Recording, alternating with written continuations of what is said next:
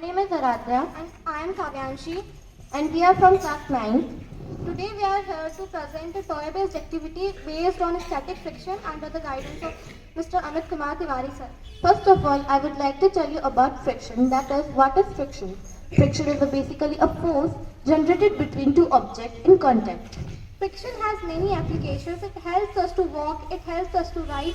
It is also applicable in flying the aeroplane. And it is the force responsible for keeping any object at rest. These are different types of friction. For example, kinetic friction, static friction, dry friction, fluid friction, etc. Today we are going to learn about static friction with an activity. Now here I have a box. Do you know why it is at rest? Because there is a force acting on it to keep it at rest. And that force is what we call as static friction. Now I am going to try to pull it. Now it doesn't move because the static friction is more than the force applied by me. Now I'm going to push it and it gets displaced because the static friction is less than the opposite force applied by me. With this activity, we conclude that if the static friction is greater than the opposite friction applied by me, then the object will be at rest. And if the static friction is less than the force applied by me, the object will move. Thank you.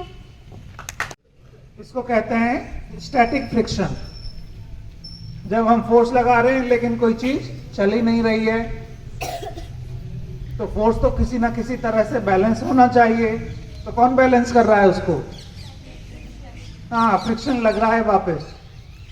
हम इधर धक्का लगा रहे हैं, उधर से back friction लग रहा है, वो उसको बैलेंस कर रहा है। उस फ्रिक्शन को क्या कहते हैं? Static friction. जब बॉडी फोर्स लग रहा है फिर भी बॉडी चल नहीं रही है, मूव नहीं कर रही है, तो यह है स्टैटिक फ्रिक्शन। फिर दो चार बच्चे और आ गए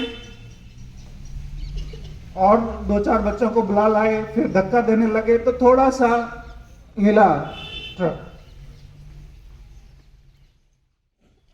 या हल्का सा, या कहिए कोई कार खड़ी हुई है, चार बच्चे धक्का दिया, शुरू में तो हिल नहीं रही थी, और ज्यादा जोर लगाया तो थोड़ी चलने लगी।